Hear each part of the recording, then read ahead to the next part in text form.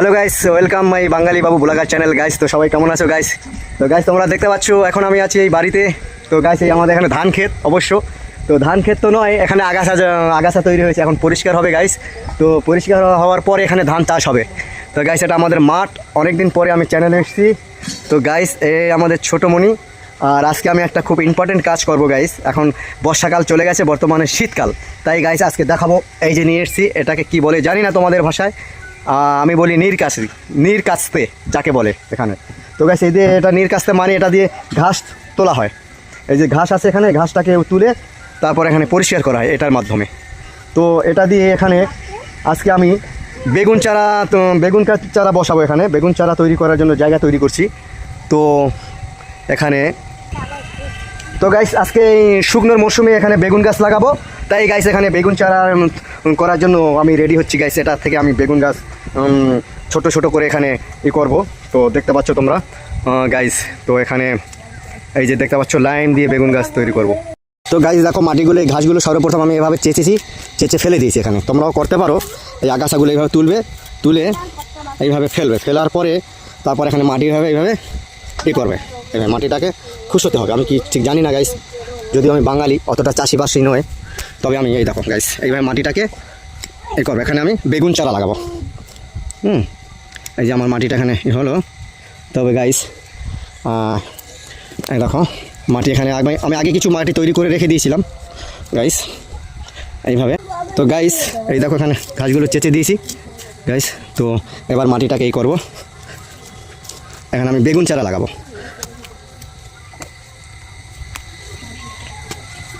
সব কিছু এক হাতে করছি, কারণ এখানে আমার সাহায্য করার মতো কেউ নেই গাইস। দেখো গাইস মাটি এভাবে তৈরি করলাম, করার পরে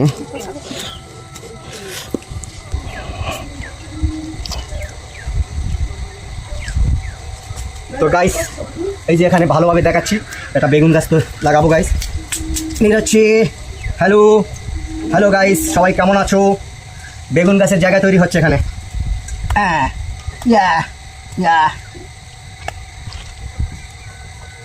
তোমরা যদি কেউ বেগুন গাছ লাগাতে চাও, তবে বাজার থেকে এরকমের একটা কিনে আনবে, এবং বাড়িতে যদি ছোট্ট একটু জায়গা থাকে এই রকমের, দেখতে পাচ্ছ আমার পাশে ঘর আছে আর এই রকমের কিছু জায়গা আছে।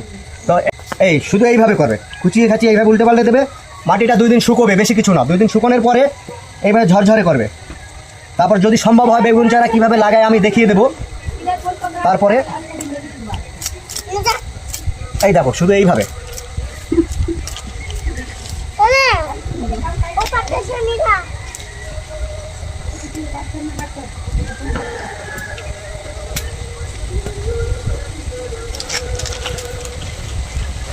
দেখা যাচ্ছে দেখ।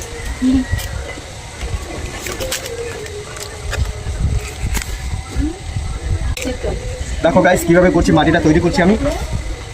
শুধু একটা এটা কিনে আনবে, নীরকেচি বলে এটাকে। এই দেখো তোমরা স্ক্রিনশট নিয়ে নাও, এটাকে নিয়ে হার্ডওয়্যারের দোকানে, যেখানে কাস্তে, কোদাল, গাইতে তৈরি করে, সেই দোকানে পাবে এই মাল। কিচ্ছু না, শুধু বাড়ির আশেপাশে ছোট্ট একটু জায়গা থাকলে এখানে অনেক কিছু চাষ করা যায়। 4টে বেগুন গাছ, 2টো টমেটো গাছ লাগালাম, হয়ে যায়।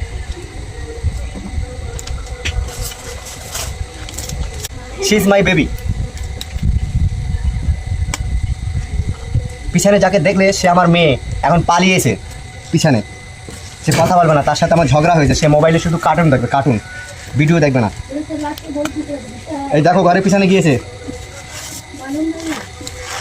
দেখো গাইস মাটিতে কি আছে এখানে, পলিথিন। এটা আমিই দিয়েছিলাম মাটি ধরে রাখার জন্য।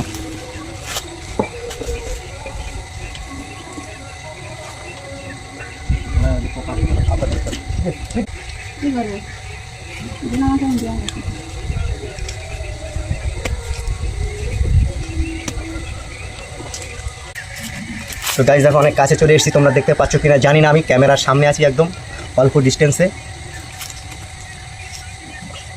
একটা বেগুন চারা লাগাবো, যার জন্য জায়গাটা তৈরি করে নিচ্ছি। আমার বাড়ির পাশে ছোট্ট একটু জায়গা আছে, এই পাশে খালি জায়গা, এখানে ভাবছি বেগুন চারা লাগাবো।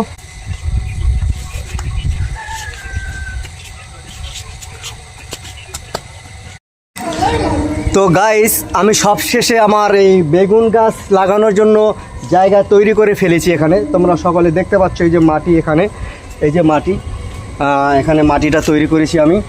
তো এখানে আর 2 দিন পরে বেগুন চারাটা লাগাবো, ঠিক আর 2 দিন পরে লাগাবো। আর তোমাদেরকে আরেকটা জিনিস এখানে দেখাচ্ছি, এই যে আম চারা, এই যে আম গাছ লাগিয়েছি, এটা আমার ঘরের পাশে। হ্যাঁ, যদিও আমার ঘর খুব ছোট, অ্যালবেস্টার লাগানো আছে আর দরমা দেওয়া আছে আর প্লাস্টিক দিয়ে ঘেরা আছে, যদিও ভবিষ্যতে কি হয় জানি না, সবই উপর আল্লাহর ইচ্ছে।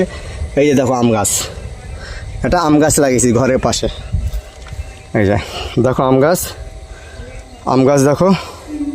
এই ঘরের পাশে আম গাছ লাগানোর মানে হলো তোমার এখানে ফাঁকার মধ্যে আমাদের দেখতে পাচ্ছ, আমাদের ঘর হলো ফাঁকার দিকে, মাঠের দিকে, মাঠ যেহেতু এই গাছ যখন বড় হবে বিভিন্ন ঝড় বাতাস থেকে এগুলো রক্ষা করবে, এই গাছ এই জন্য লাগানো আছে। আম গাছ হয়ে উঠেছে সবে দানার গাছ যেহেতু। আর আমি এই পাশ থেকে লাগাবো টমেটো গাছ লাগাবো 1 লাইন।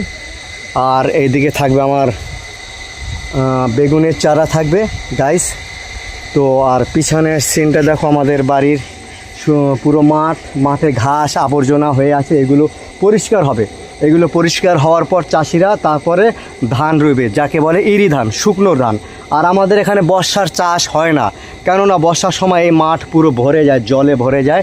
ওদিকে নদী আছে, নদী নয় খাল, এগুলো ভরে যায় না, বর্ষার চাষ হয় না, তাই চাষিদের অনেক ক্ষতি হয়। যাই হোক, অত আগে বাড়বো না গাইস। তো এখানে এই ঘাসগুলো দেখো কি বন জঙ্গল হয়ে আছে, চাষিদের আমাদের এখানে খুব কষ্ট হয়। এই ঘাস কাটবে লোক দিয়ে, কাটিয়ে তারপর আবার রুইবে, বিভিন্ন ধরনের এখানে মানে আমাদের এখানে জলমগ্ন জমি। যাই হোক গাইস, তো ভিডিওটাকে ভালো লাগলে গাইস লাইক ও সাবস্ক্রাইব করে দেবে গাইস।